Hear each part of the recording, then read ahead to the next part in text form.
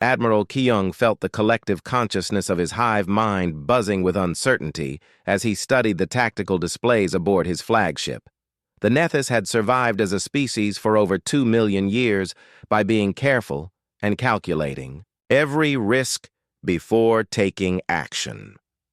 Now they faced the greatest military threat in galactic history, and one of their supposed allies was a complete mystery. The human ship Terra's Wrath had been transmitting on standard frequencies for the past 6 hours, but every attempt to scan its internal systems had failed. Their biosensors, which could detect the heartbeat of a mouse from 1,000 kilometers away, showed nothing when pointed at the human vessel. It was as if the ship contained no living creatures at all, despite clear communications from Captain Gina and her crew. This impossibility troubled the hive mind greatly. Kyung opened a private channel to the other fleet commanders. His voice carried the harmonic undertones that indicated he spoke for his entire species, not just himself. We must discuss the human situation before the battle begins. Our analysis indicates significant probability that Terra's Wrath represents an unknown threat to Allied forces. Commander Mira's response came immediately from her Talari flagship. Her people had always been direct in their communications, especially when dealing with potential enemies. Unknown threat is correct, but perhaps not in the way you suggest. We have reviewed human historical data extensively. Their species has been at war with itself for most of their recorded history. They understand violence better than most races understand breathing. Captain Wu Jin listened carefully to both perspectives while studying his own sensor readings. The human ship continued to defy analysis. Every time his instruments tried to penetrate its hull, the scanner beams simply disappeared as if they had never existed at all. His science officers had run diagnostics on their equipment 17 times, convinced that something was malfunctioning, but the equipment worked perfectly fine when scanning every other vessel in the fleet. The Crystal General named Luxon joined the conversation with harmonics that translated as deep concern. Our energy. Sensors detect something unusual about the human vessel. It appears to exist in multiple dimensional phases simultaneously. This should be impossible according to all known physics, yet our instruments cannot be wrong. More voices joined the private channel as commanders from dozens of species shared their observations and worries. The reptilian Soros reported that their gravitational sensors showed the human ship had no mass, despite clearly being solid matter. The Windari claimed their light bending technology could not make the human vessel invisible, suggesting it operated on principles they had never encountered. Admiral Kyung synthesized all the information through his hive mind's collective processing power. The conclusion was disturbing. Every species in the Allied fleet possessed technology that had been developed over millions of years. Yet none of their instruments could properly analyze a ship built by a species barely 2 centuries into space travel. This suggested one of 3 possibilities. First, the humans possessed technology so advanced that it made every other species look primitive. This seemed unlikely given their recent emergence as a spacefaring civilization. Second, the human ship was some kind of elaborate illusion or holographic projection designed to hide their true capabilities. This was possible, but raised questions about why they would choose such deception when honesty would serve better in an alliance. Third, the humans had discovered something fundamental about the nature of reality that other species had missed entirely. This possibility frightened the hive mind more than the approaching Vrakti. Fleet Captain Gina's voice suddenly filled all communication channels, breaking into their private discussion. Allied fleet. This is Terra's Wrath. We are receiving long-range telemetry from our advanced scouts. The Vrakti Armada consists of approximately 1,200 vessels, including 50 capital ships. They will arrive at this position in 4 hours and 37 minutes. The precision of her intelligence reporting impressed everyone. Human scouts had somehow penetrated deeper into enemy territory than any Allied reconnaissance mission had managed. The Vrakti were notorious for their early warning systems and defensive perimeters, yet the humans seemed to have detailed information about their fleet composition and arrival time. Commander Mira activated her response channel, Terra's Wrath. "This is Talon Leader. How did your scouts gather this intelligence without being detected by Vrakti sensors?" There was a brief pause before Captain Gina replied, "We have our methods. The important thing is preparing for the engagement. I recommend all Allied vessels move to defensive formation. Delta 7 and power up your primary weapons systems." Several commanders started to object that defensive formation. Delta 7 was designed for fleets facing overwhelming odds with little hope of victory. It was essentially a fighting retreat, formation that accepted heavy losses while trying to inflict maximum damage on the enemy before being destroyed. But Admiral Kyung realized something else about the formation. It positioned Terra's Wrath at the very front of the Allied fleet, with every other ship arranged in layers behind the human vessel, as if the single small ship was expected to shield 300 advanced warships from the Vrakti assault. This was either supreme confidence or complete insanity.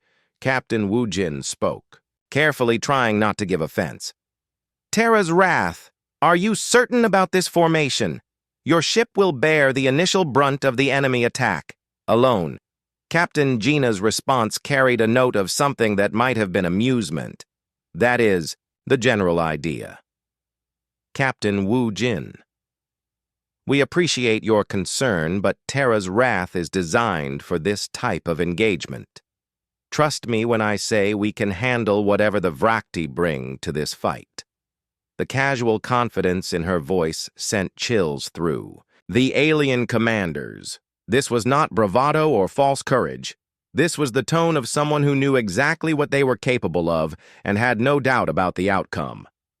Admiral Kyung felt his hive mind reaching a consensus based on all available data.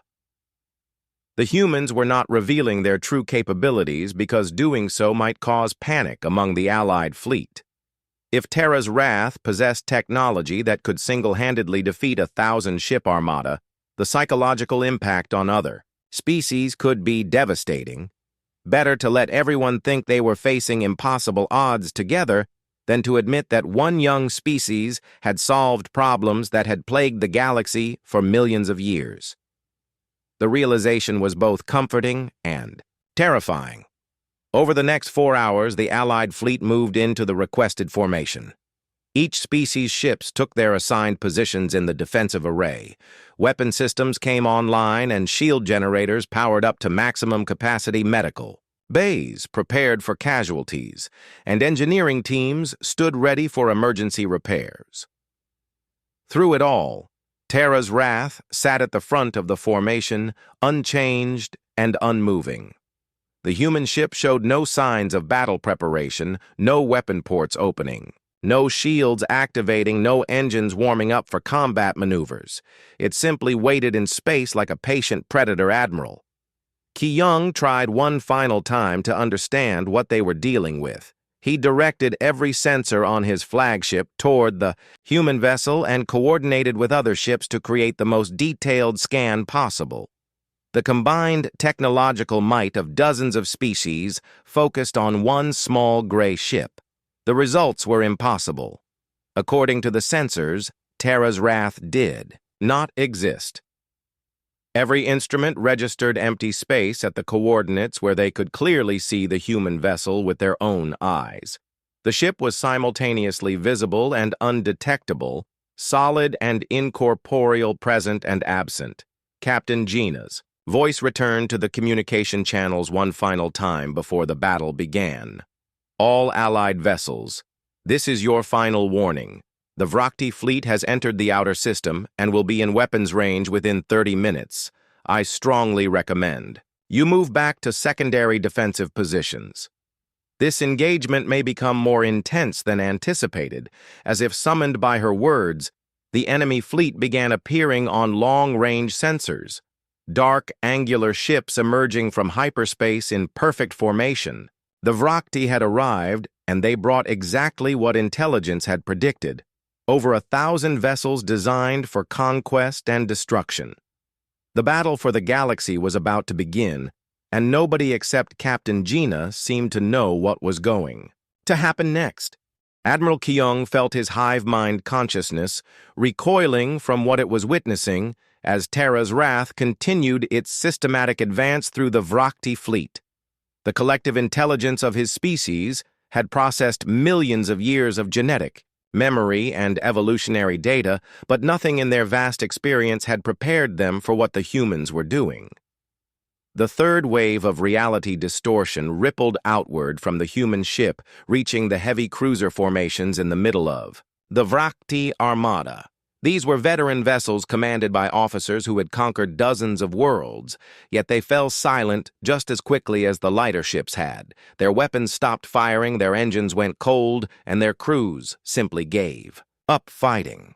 But the most disturbing aspect was not what happened to the ships themselves. It was what happened to their crews. The Vrakti warriors aboard the disabled vessels were not dead or unconscious. They were awake and aware, but somehow different. Intercepted communications from the affected ships revealed crews who could remember their entire military history, their training, their battles, their victories, but no longer felt any desire to continue fighting. One transmission that reached the Allied fleet carried the voice of a Vrakti captain who had terrorized 3 star systems. "I remember why I came here," he said in a confused tone. "I remember the glory of conquest and the thrill of battle, but I cannot understand why those things ever mattered to me. The thought of harming another being fills me with revulsion." Another message came from a weapons officer who had personally destroyed civilian transports during the siege of Kepler Station. "I know how to operate every weapon on this ship," he reported, "but I cannot bring myself to target anything that contains life. The very idea seems monstrous to me." Now Admiral Kyung realized that the humans were not simply disabling enemy vessels. They were performing some kind of psychological surgery, removing the aggressive impulses that drove the Vrakti Empire while leaving everything else intact. The warriors remained skilled and intelligent, but had lost their taste for violence. Captain Woojin watched from his flagship as more Vrakti ships succumbed to the strange weapon. The human technology appeared to target something deeper than weapons or engines or even life itself. It was affecting the fundamental nature of consciousness, removing specific psychological traits while leaving the rest of the mind untouched. The implications terrified him. If humans could selectively edit the minds of their enemies, what was to stop them from doing the same to their allies? The technology that was ending the Vrakti threat could just as easily be turned against any species that disagreed with human policies. In the wrong hands, such power could reshape galactic civilization according to one species' vision of proper behavior. But as he watched Terra's wrath work its way through the enemy formation, Captain Woojin noticed something else. The human ship was not randomly affecting every vessel it encountered. Instead, it seemed to be making careful distinctions about which crews received the treatment and which ones were simply disabled. Supply. Ships carrying food and medical supplies were left completely untouched, their crews unharmed and their cargo intact. Communication vessels responsible for coordinating fleet movements were disabled, but their operators remained unchanged.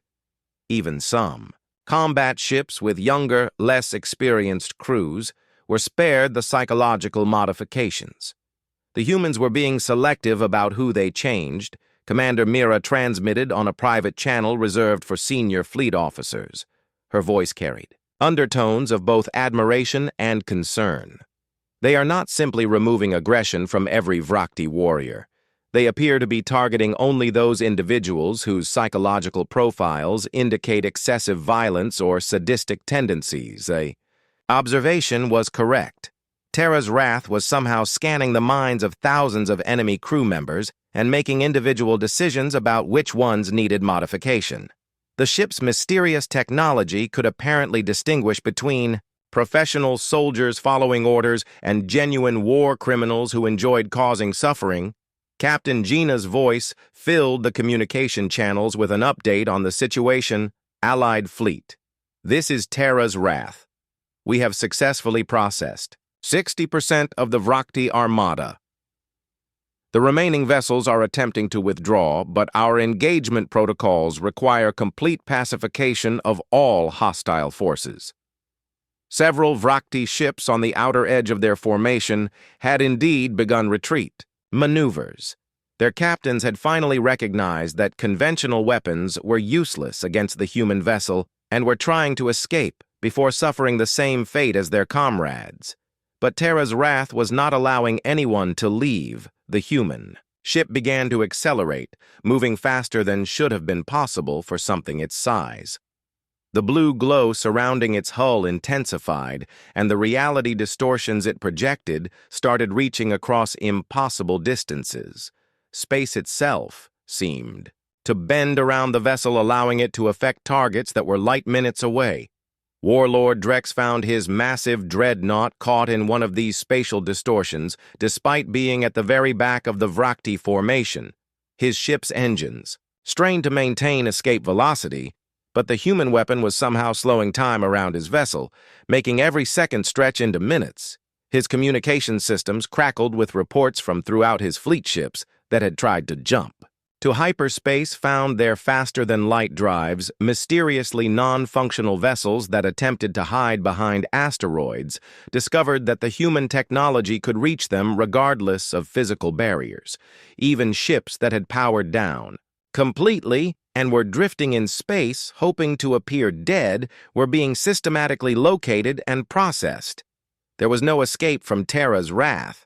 The psychological effects of the human weapon were spreading beyond the immediate targets as well. Vrakti crews who had not yet been directly affected were beginning to question their own motivations for the first time in their lives. Warriors who had spent decades conquering worlds found themselves wondering why they had ever thought such actions were justified. One young Vrakti officer transmitted a message that reached both fleets before his ship was processed. "I have served the Empire since hatching and never questioned our methods, but watching my comrades lose their desire for battle makes me realize that perhaps we were the ones in the wrong. All these years we called other species weak for preferring peace, but maybe they were actually stronger than us." The transmission ended as his vessel went silent, joining the hundreds of others that now drifted powerlessly through space. Captain Woojin observed the systematic pacification of the Vrakti fleet and felt a mixture of awe and unease. The humans had solved the problem of galactic warfare by removing the psychological foundations that made war possible, but the power to reshape minds on such a massive scale raised questions about the nature of free will and individual choice. Were the modified Vrakti warriors still the same people they had been before or had? The humans essentially killed their original personalities and replaced them with more peaceful versions. The philosophical implications were staggering, but the practical results were undeniable. Within 2 hours of the engagement beginning over, 1,000 Vrakti warships had been neutralized without a single vessel being destroyed. The most powerful military force in galactic history had been transformed into a collection of peaceful exploration ships crewed by former warriors who now viewed violence as an unthinkable option. Terra's wrath slowly contracted back toward its original size as the last enemy vessel was processed. The blue glow faded from its hull and the ancient symbols disappeared from its surface, leaving behind what appeared to be an ordinary gray ship floating calmly among the disabled Vrakti. Fleet Captain Gina's voice returned to normal frequencies, sounding almost casual after the miraculous display of power. "Allied fleet, this is Terra's wrath. All hostile vessels have been successfully pacified. Enemy crews are alive and unharmed, but will require psychological counseling to help them adjust to their new mindset. We recommend medical teams begin boarding procedures to assess their condition. The greatest Battle in galactic history was over, and humanity had won without firing a single conventional weapon.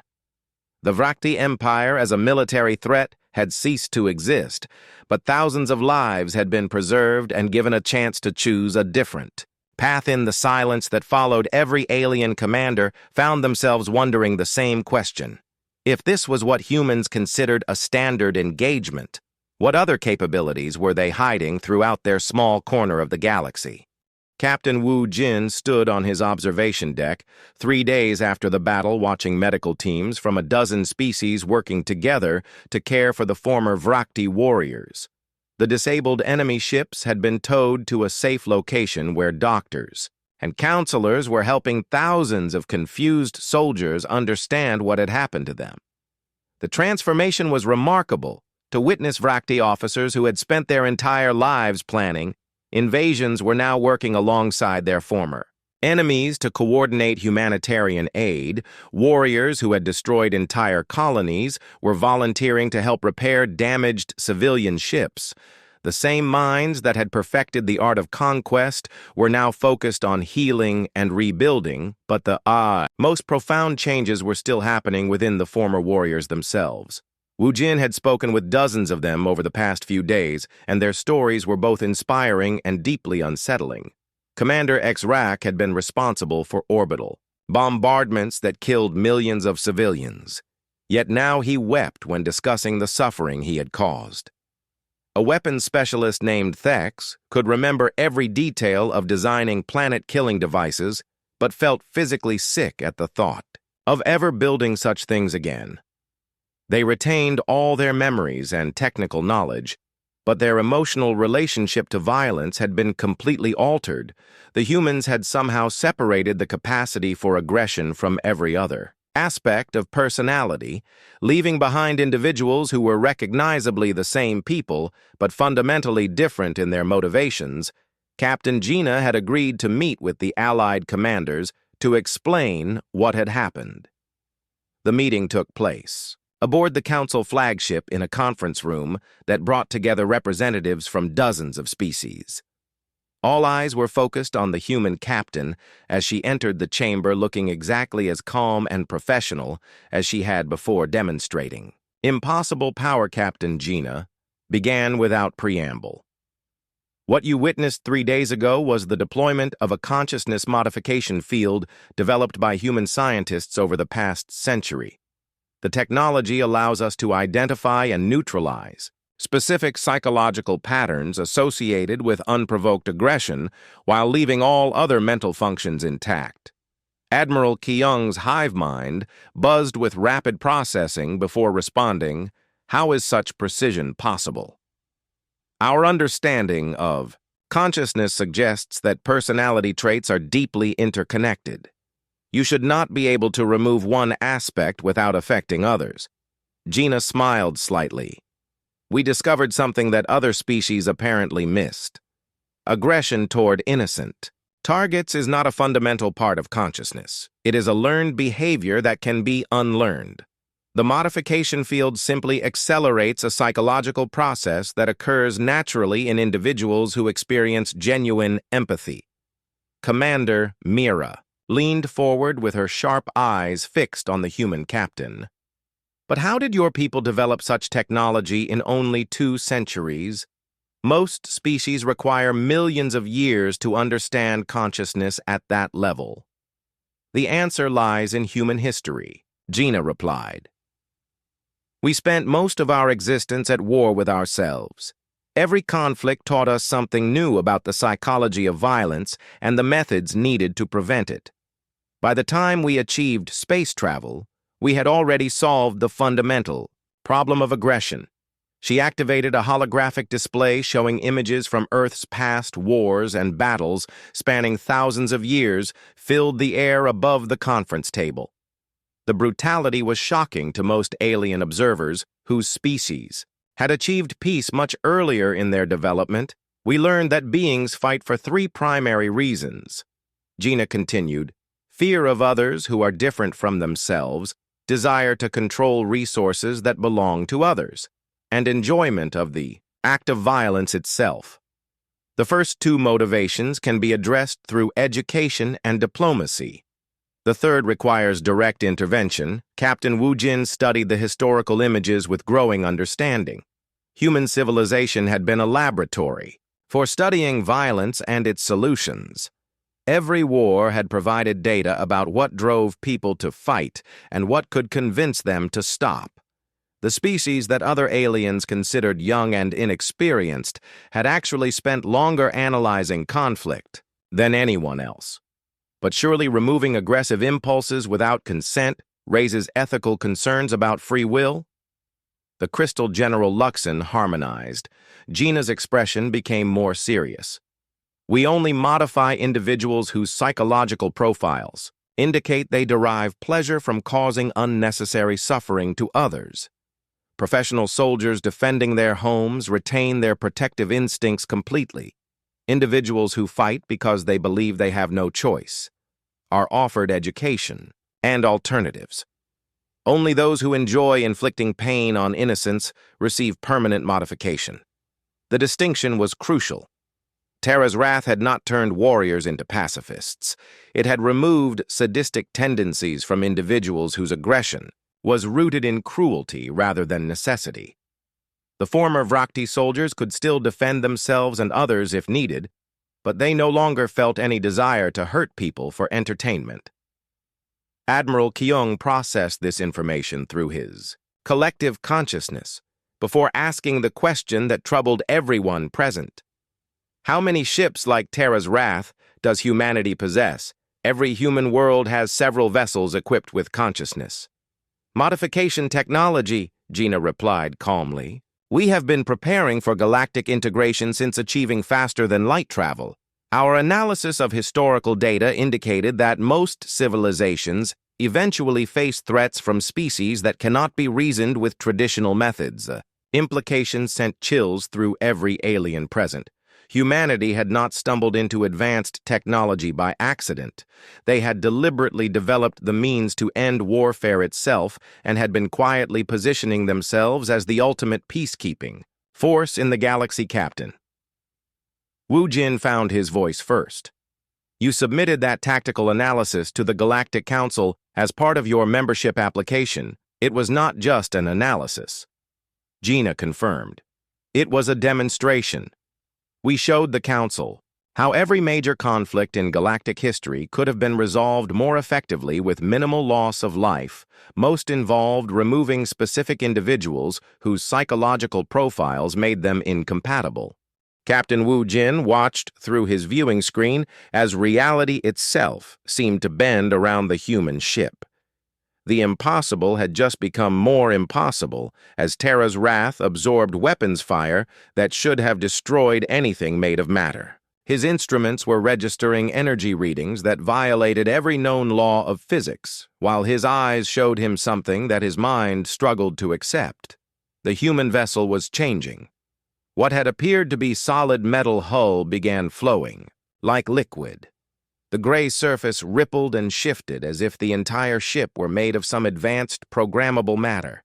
Sections that had looked like simple armor plating started unfolding, revealing hidden compartments and structures that should not have been able to fit inside the original hull dimensions. Terra's wrath was growing. The ship stretched and expanded in all directions like a mechanical flower, blooming in fast motion. Weapon ports opened along the extending hull, first dozens, then hundreds, then thousands of them. Each new opening glowed with a soft blue light that pulsed with an almost organic rhythm. The transformation continued as the vessel revealed its true size. What had appeared to be a small frigate was becoming something larger than most space stations. Commander Mira's voice crackled over the communication channels, her usual confidence replaced by something approaching awe. By the winds of Talari, what kind of technology allows matter to expand beyond? Its original volume, Admiral Kyung's hive mind, was broadcasting rapid calculations, trying to understand what they were witnessing. Our collective analysis indicates the human ship was somehow compressed into a smaller form. The expansion, we observe, suggests dimensional folding technology that our species abandoned as impossible millions of years ago. But the most disturbing change was happening to the ship's appearance itself. The gray metal hull was beginning to glow with that same blue light that filled the weapon ports. Ancient symbols appeared across the surface, writing in a language none of the alien species recognized. Yet somehow every observer felt a deep instinctual fear when looking at the markings. Captain Wu Jin felt his compound, eyes watering as he tried to focus on the symbols. The writing seemed to shift and move when he was not looking directly at it, creating patterns that triggered warning responses buried deep in his genetic memory. His species had evolved on a world full of dangerous predators, and those same survival instincts were now screaming at him to flee. The Luxari Crystal. General's harmonic voice filled the fleet communication channels with overtones of terror. Those symbols carry dimensional resonance, frequencies that should not exist in normal space. They appear to be written in mathematics that describes realities beyond our universe. Other alien commanders began reporting similar effects among their crews. Species that had never met humans before were experiencing primal fear responses to the ancient writing. Veterans of dozens of space battles found themselves backing away from their viewing screens. Entire fleets that had faced cosmic horrors without flinching were now trembling. At the sight of symbols on a human ship, Terra's Wrath completed its transformation and hung in space like a monument to impossible engineering. The vessel now dwarfed every other ship in the Allied fleet, stretching for kilometers in every direction. Its hull bristled with weapon systems that defied classification, while the blue glow emanating from its surface created aurora-like effects in the surrounding space. Captain Gina's voice returned to the communication frequencies, but now it carried an edge of anticipation that had not been there before Allied fleet. This is Terra's Wrath. We are beginning our engagement with the Vrakti forces. All vessels maintain safe distance and prepare to receive refugees from disabled enemy ships, Warlord. Drek stared at the transformed human vessel from his command bridge and felt something he had not experienced in decades of conquest, genuine fear. The small, annoying ship that he had planned to swat like an insect had revealed itself to be something. Beyond his understanding, his tactical displays were showing energy readings that broke their measurement scales, while his crew whispered prayers to gods they had not acknowledged since childhood fire. Everything he screamed at his weapons officer. I want every ship in the fleet to concentrate all firepower on that target. Destroy it before it can use whatever weapons it carries. The Vrakti Armada responded with the largest coordinated weapons discharge in their military history, over 1,000. Warships fired simultaneously, filling space with enough destructive energy to reduce an entire solar system to cosmic dust. Plasma beams, particle cannons, fusion missiles, gravitational bombs, and exotic matter disruptors all converged on Terra's Wrath in a display of overwhelming firepower. The human ship absorbed every single attack without effect.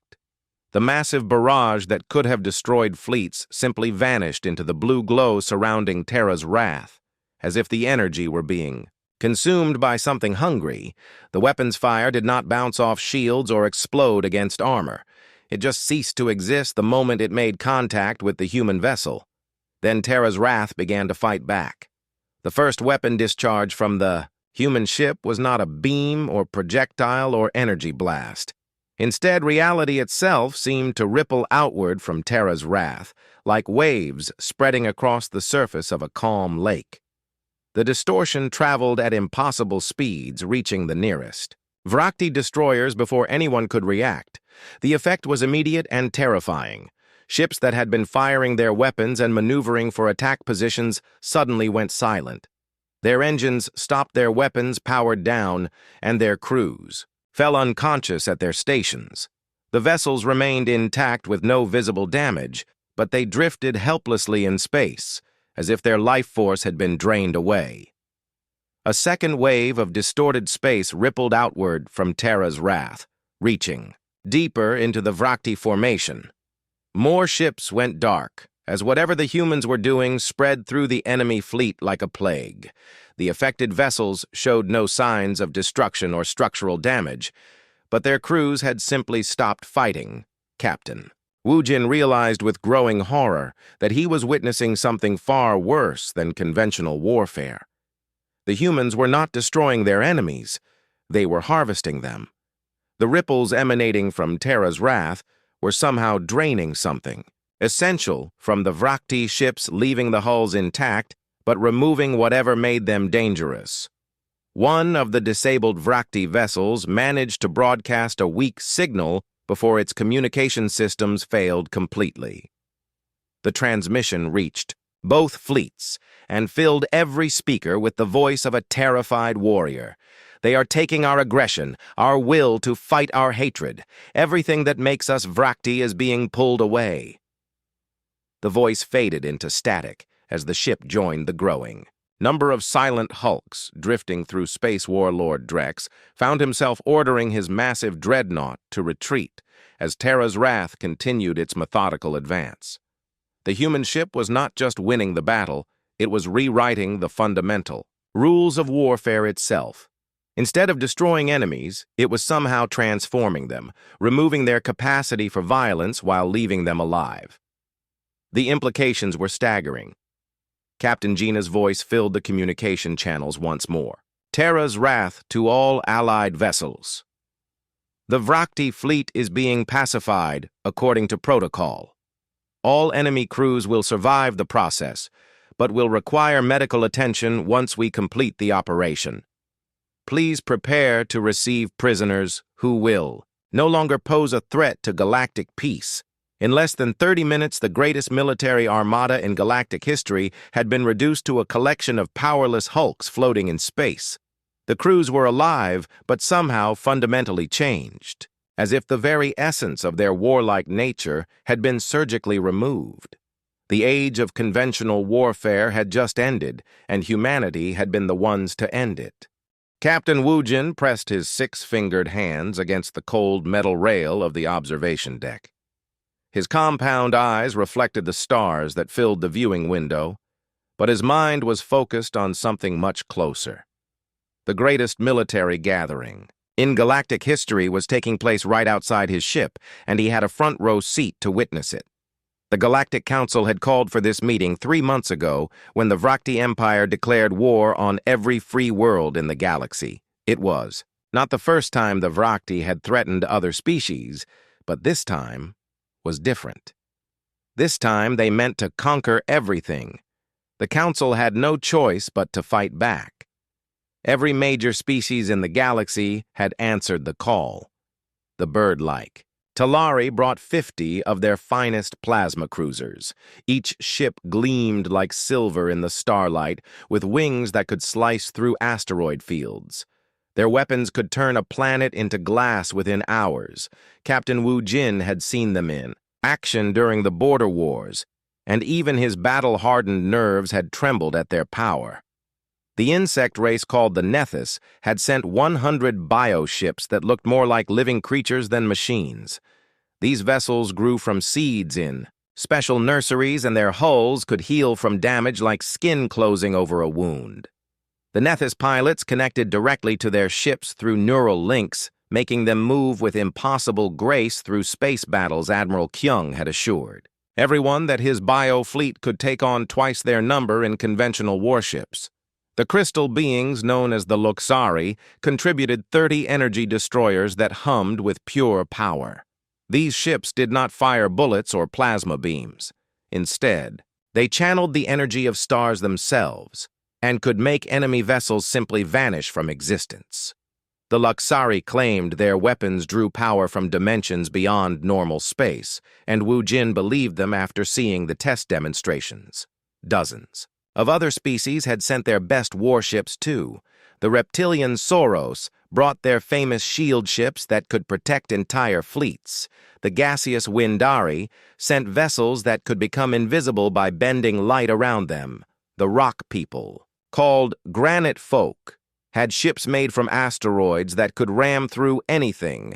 In total, nearly 300 warships floated in formation around the massive Council station. Each one represented the finest military technology their species, could produce weapons that could crack moons, shields that could stop supernovas, engines that could cross galaxies in days. The combined firepower could probably destroy a solar system if they all fired at once. But there was one ship that made no sense at all. The humans had sent exactly one vessel. Wu Jin stared at it through his viewing window and tried to understand what he was seeing. The human ship looked like something a child might draw if asked to sketch a spaceship. It had a simple, gray metal hull with no fancy decorations. The shape was basic geometric lines with nothing artistic or elegant about it. There were no visible weapon ports, no energy signatures showing powerful shields, no glowing engines or mysterious technology. It looked boring. Commander Mira of the Talari fleet had already made several jokes about the human contribution. Her sharp beak clicked with amusement every time she mentioned it during the command meetings. The other species commanders tried to be polite, but Wu Jin could see the confusion in their faces. Everyone was thinking the same thing. Were the humans serious? The newest members of the Galactic Council were still a mystery to most species. Humans had only achieved faster than light travel 200 years ago, which made them babies compared to civilizations that had been exploring space for millennia. Most species needed thousands of years to develop the technology and wisdom needed for galactic citizenship. But humans had applied for council membership after just 50 years in space. Their application had been unusual, too. Instead of the normal cultural presentations and trade negotiations, they had submitted a single document, a complete tactical analysis of every major war fought in the galaxy over the past 500 years, including detailed strategies for how each conflict could have been won more efficiently. The Council had been so impressed they granted immediate membership. Now Wu Jin wondered if that had been a mistake. The human ship called Terra's Wrath looked like it belonged in a museum. Not a battle fleet against the Vrakti Empire. They would need every advantage possible. Intelligence reports said the enemy was bringing over 1,000 warships to this fight, each one designed specifically for conquest and destruction. How could one primitive human vessel make any difference? Captain Gina of Terra's Wrath had been polite during all the planning meetings, but she revealed almost nothing about her ship's capabilities. When asked about weapon systems, she smiled and said they were adequate. When pressed for technical specifications, she claimed much of their technology was classified. When other commanders suggested the human ship stay in the rear for protection, she politely declined. The strangest part was how confident she seemed. Wu Jin had commanded fleets in dozens of battles, and he recognized the look in a captain's eyes when they knew they were outmatched. Gina had no such look. She spoke about the coming battle like she was discussing dinner plans. Her crew seemed equally calm, moving about their duties without any sign of nervousness. Either the humans were incredibly brave or incredibly stupid. The human ship had taken position at the front of the Allied formation, not hidden behind the larger vessels where a smaller ship might seek protection, but ahead of everyone else. As if it planned to meet the Vrakti fleet head-on, Terra's Wrath sat there in space, looking completely ordinary, while 300 advanced warships formed up behind it. Wu Jin activated his personal communication device and opened a channel to the other fleet commanders. The secure frequency crackled to life with multiple alien voices, speaking in different languages. His translation software converted everything to his native tongue. Admiral Kyung's voice buzzed with nervous energy. The Nethys hive mind was clearly agitated about something. That human vessel concerns the collective. We cannot read its energy patterns. Our biosensors detect no life signs aboard, even though we know there is a crew commander. Mira's sharp tones cut through the chatter. We have scanned that ship with every sensor we possess. The readings make no sense. It appears to absorb our scanner beams instead of reflecting them like normal matter should. Other voices joined the conversation, expressing similar confusion and growing worry. Several commanders suggested that maybe the human ship was some kind of decoy or distraction. Perhaps the real human fleet was hidden somewhere else, waiting to surprise the Vrakti forces. But deep in his mind, Wu Jin felt something else entirely. A strange certainty that there was more to this situation than anyone understood. The humans were young as a spacefaring species, but they had survived and thrived on a world that most aliens considered too dangerous for intelligent life. Earth had weather that could flatten cities, predators that could hunt in packs, and natural disasters that happened regularly. Maybe surviving on such a world taught lessons that older, more comfortable civilizations had forgotten. The communication channel filled with tactical discussions about formation adjustments and contingency plans. But Wu Jin found himself watching the human ship instead of listening to the chatter. Terra's Wrath sat motionless in space, yet somehow it seemed to be waiting for something. Captain Gina's calm voice suddenly cut through all the other conversations. "Allied fleet, this is Terra's Wrath. We are detecting movement at the edge of the system. Long-range sensors show multiple hyperspace signatures. The Vrakti fleet is beginning to arrive." Wu Jin felt his blood freeze in his veins. The battle was about to begin, and they still had no idea what the humans were really capable of. In a few hours, they would either witness the greatest military upset in galactic history or the complete destruction of the Allied fleet. Either way, the small gray ship at the front of their formation was about to reveal its secrets. Warlord Drex stood on the command bridge of his massive dreadnought and felt the familiar thrill of approaching victory flow through his chitinous body. The Vrakti had conquered 17 star systems in the past year alone, and today would add the pathetic Galactic Council to their list of defeated enemies.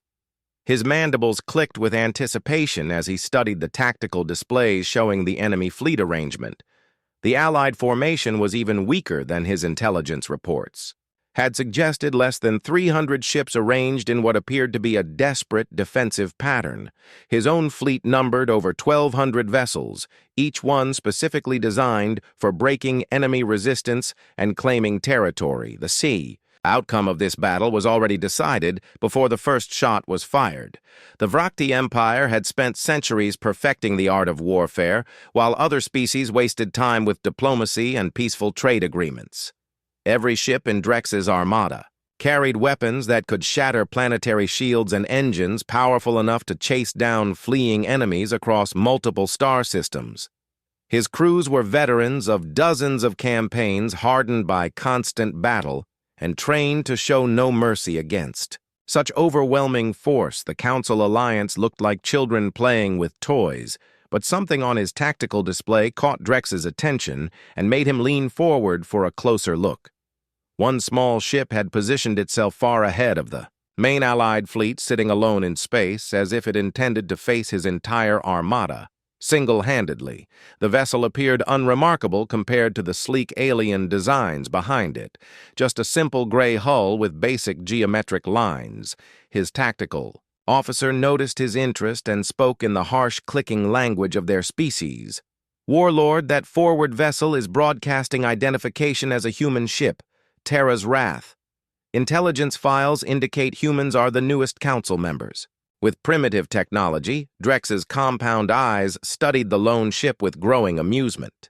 The humans were supposedly a young species barely capable of interstellar travel, yet here they were placing their single contribution to the Allied fleet, directly in harm's way.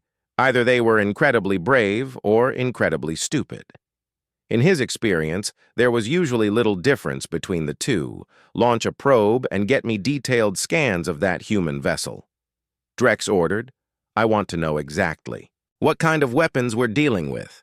The probe launched from his dreadnought's belly and streaked toward the human ship at high speed. Its sensors were designed to penetrate any known shielding technology and analyze enemy capabilities within seconds. But as the probe approached Terra's wrath, something unexpected happened. The probe simply stopped transmitting. No explosion, no energy discharge, no defensive fire from the human ship. The probe had been there one moment, sending back normal telemetry, and gone the next, as if it had been erased from existence entirely. Drex's tactical officer ran diagnostics on their equipment while launching a second probe with identical results. A third probe met the same fate, and then a fourth. Each. One vanished without trace the moment it came within 1,000 kilometers of the human vessel. This was becoming interesting. Open a communication channel to that human ship, Drex commanded. If they want to talk before dying, I will grant them that. Courtesy. The communication system activated and Captain Gina's voice filled the Vrakti command bridge. Her tone was calm and professional, as if she were discussing routine cargo transfers rather than facing annihilation. Vrakti Fleet. This is Captain Gina of the human vessel, Terra's Wrath. You are trespassing in Allied space. Turn around and leave immediately, or face the consequences. The entire bridge erupted in chittering laughter that echoed through the dreadnought's corridors. Drex himself could barely contain his amusement as he listened to the tiny human threatening his overwhelming armada. This was either the greatest joke in galactic history or the most spectacular display of ignorance he had ever witnessed. The laughter continued for several minutes before Drex managed to compose himself enough to respond. Little human, your bravery would be admirable if it were not so foolish. You face 1,200 warships with weapons that can crack planets. What consequences could you possibly threaten us with? The response came immediately, without hesitation or fear. Final warning. Turn around and leave now. More laughter filled the bridge as Drex's officers enjoyed the entertainment. But the warlord was beginning to feel annoyed. By the humans' persistence, he had offered them a chance to surrender gracefully, and they had responded with more threats. It was time to demonstrate the futility of their position. Tactical officer, target that annoying little ship and destroy it. Use minimal force. I want the wreckage intact for study. 12 destroyer-class vessels moved forward from the main Vrakti formation. Their plasma cannons began charging with energy that glowed like captured stars. The weapons were designed to punch through heavy armor and reduce enemy ships to expanding clouds of superheated gas. Each destroyer carried enough firepower to level a city. The human ship made no attempt to flee or take evasive action.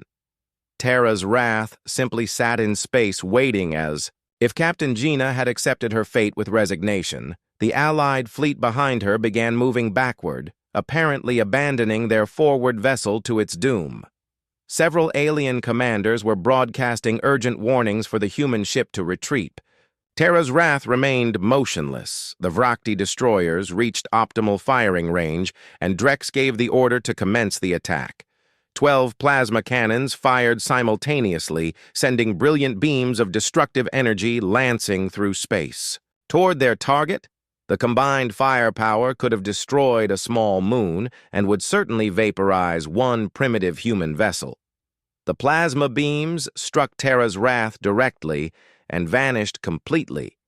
Drex stared at his tactical display in shocked silence. The energy readings showed his weapons had fired successfully, and the beams had traveled through space at light speed. But the moment they made contact with the human ship's hull, every trace of the plasma simply ceased to exist. The destructive energy that should have obliterated the target had disappeared, as if it had never been created. His science officer began running frantic diagnostics on the weapon systems, convinced that some malfunction had occurred. But all readings showed normal operation. The plasma cannons had fired correctly and delivered their full energy output. The problem was not with Vrakti technology. The problem was with the human ship. Impossible. His tactical officer whispered, staring at sensor readings that made no sense according to known physics. Our weapons struck the target directly but registered no impact, no explosion, no debris field. The energy just stopped existing. Fire again. Drex snarled, his amusement replaced by growing anger. Use maximum power. From all available ships, I want that human vessel reduced to atoms.